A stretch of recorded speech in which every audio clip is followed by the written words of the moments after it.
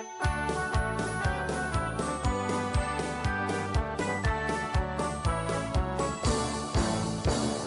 Laskar Merah Putih, siap berkorban jiwa raga, mempertahankan, menyelamatkan, menjaga negeri tercinta Indonesia. Kami Laskar Merah Putih. Yang saya hormati Kepala Dinas Perhubungan Kabupaten Cilegon serta jajarannya. Yang saya hormati segenap seluruh tamu undangan yang hadir dalam pertemuan ini. Izinkanlah di kesempatan hari ini saya selaku Ketua Ormas Laskar Merah Putih Macak Tulanggung ingin menanyakan yang sudah disampaikan Bapak Garis selaku Kepala Dinas Perhubungan Kabupaten Tulungagung terkait esensi pemadaman lampu penerangan jalan umum.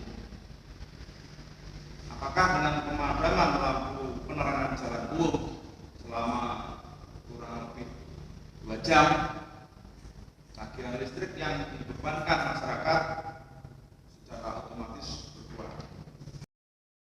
Karena nggak mungkin pas kalau pemakaian KWH-nya jelas. Kalau ada selisih yang tidak terserap kayak ini kan pasti kembali ke kas. Itu pasti. Karena neraca hukumnya kita diberi waktu 12 bulan untuk merencanakan pemakaian, dasarnya adalah pemakaian tahun kemarin. Ketika tidak ada beban KWH yang ditambahi oleh PLN dengan kenaikan yang ditentukan oleh perusahaan negara, tentu tidak ada perubahan. Nah, tinggal pemakaian bagaimana? Kita menambah unit, ada pengurangan unit, atau bagaimana? Pasti ada. Dan fluktuasi dengan PKN itu berjalan. Tentu pemakaiannya sesuai tagihan yang disampaikan oleh perusahaan listrik negara. Perusahaan listrik negara. Tentunya ini khususnya PCU yang melalui dinas perhubungan itu kita wajib membayarkan kepada negara. Pajaknya masuk kepada institusi pajak Badan Pendapatan Daerah. Kalau pemakaian KWH-nya yang tersedot dari APBD itu tentu misalkan disuplai 20 miliar, terus kemudian pemakaiannya 19 miliar setahun. Iya, yang 1 miliar kembali ke kas daerah karena tidak ada tagihan dari PLN sejumlah itu. Itu mekanismenya. Saya pikir begitu. Moga ya. Terima kasih. Assalamualaikum warahmatullahi wabarakatuh. Waalaikumsalam. Saya Indah dari LMP juga. Sebenarnya dalam setiap peristiwa yang kita alami, saya pikir kita bisa lihat ada 2 hal. Yang pertama, secara formil kebijakan itu lahir. Yang kedua, secara material. Kalau secara formil memang sudah dilampaui semuanya, saya pikir oke, itu tidak apa-apa. Cuma yang menjadi catatan bagi saya adalah pemadaman lampu itu apakah instruksi dari Satgas Pusat? Itu yang pertama. Yang kedua, atau itu cara-cara yang dilakukan di tiap daerah bebas sesuai dengan kondisinya.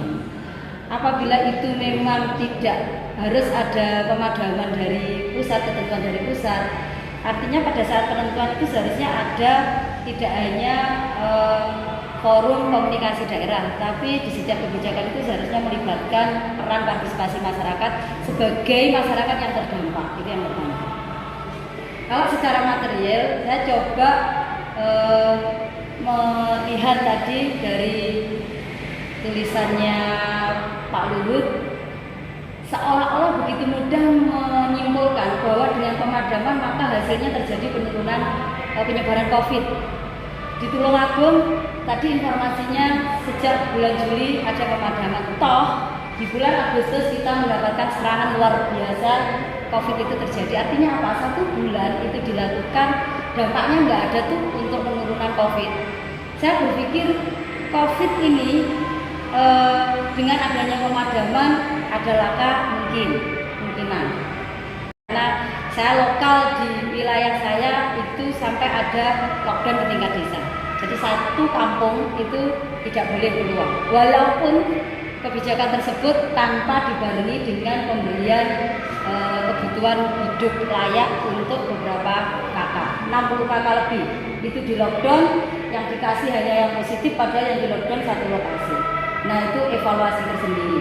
Tapi untuk menyimpulkan bahwa pemadaman itu kemudian menurunkan, memutus rantai COVID karena pergerakan orang kemudian dikendalikan, kita juga berpikir ketika kebutuhan malam berkumpul itu tidak boleh, maka kebutuhan itu akan dipenuhi di siang hari. Maka di siang hari akan terjadi banyak titik-titik pengumpulan orang untuk memenuhi kebutuhan yang tidak dapat dipenuhi di malam hari.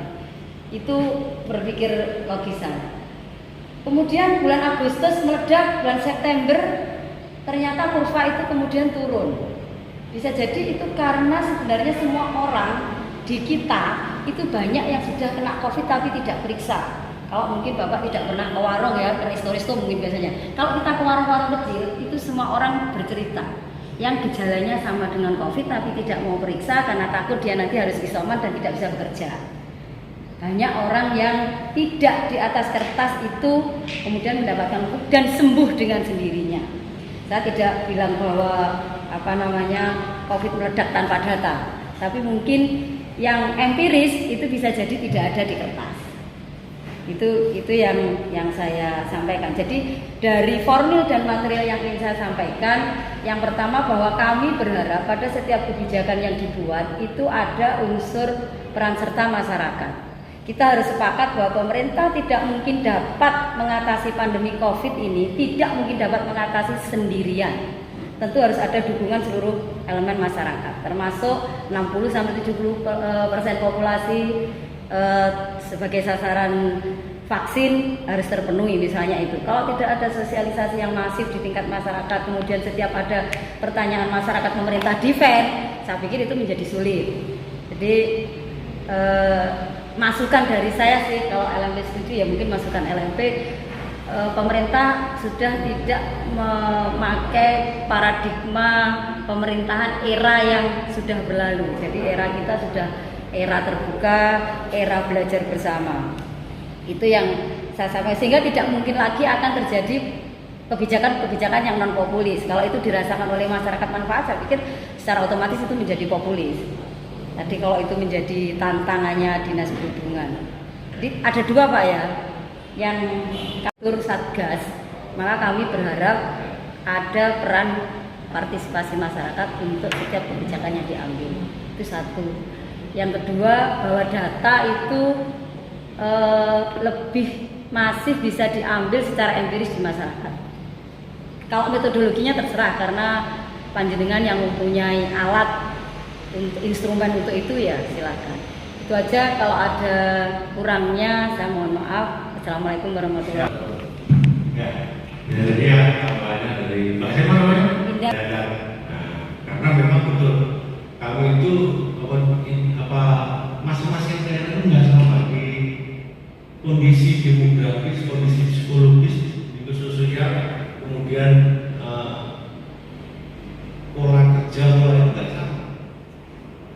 Kenapa kita dulu merubah PSBB yang bottom up tadi sudah jelas-jelas, itu betul-betul usulan kita.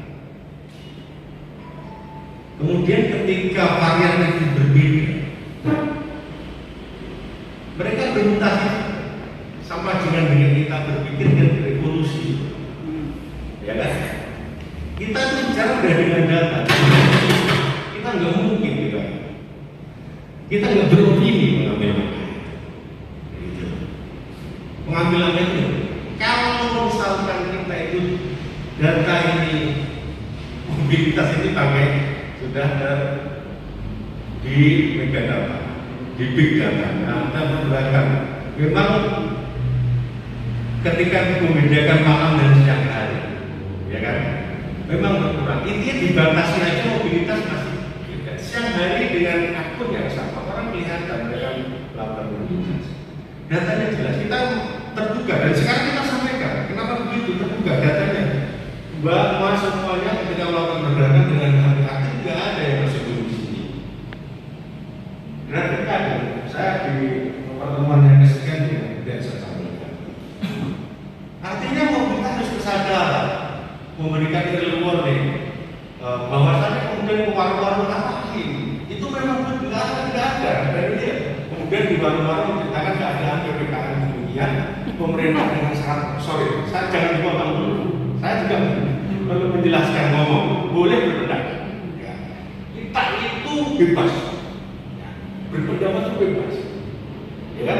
Sama seperti yang ditulis oleh media, ya. Tapi tidak ada kebebasan yang absolut. Semua harus bertanggung jawab. Kita Pak Kita sudah menyampaikan termasuk yang dengan memaparkan sudah kita terima. Namun untuk closing ya saya mengharapkan pertanyaan saya yang terakhir kali ini mungkin nanti bisa dijembatani menanyakan terkait transparansi perhitungan dari hasil pungutan pajak BPO dari masyarakat dibandingkan yang BLN dan BPK.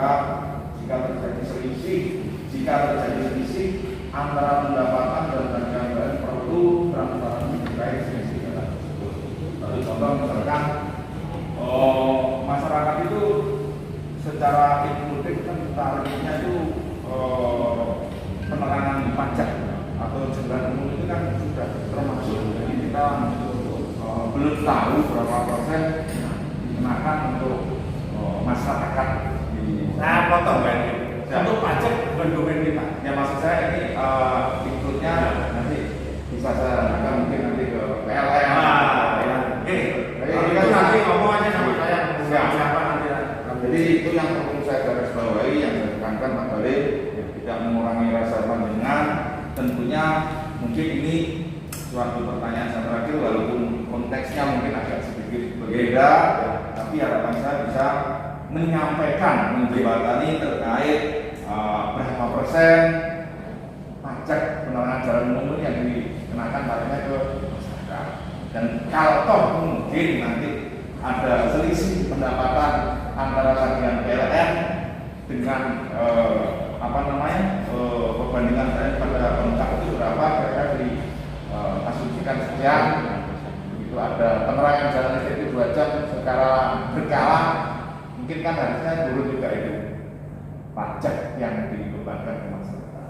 Ini mungkin bukan dengan ini hanya menjembatani. Itu aja. Ya mungkin kalau ada kesalahan dalam bertutur kata dalam beraudiensi pagi ini, saya secara pribadi mohon maaf dan sebesar-besarnya. Harapan saya Laskar Merah Putih bisa menjadi kontrol sosial dan bisa menjadi mitra pemerintah daerah untuk menjadikan lebih baik lagi. Jadi itu aja untuk dari saya. Terima kasih. Assalamualaikum warahmatullahi wabarakatuh. Saya demikian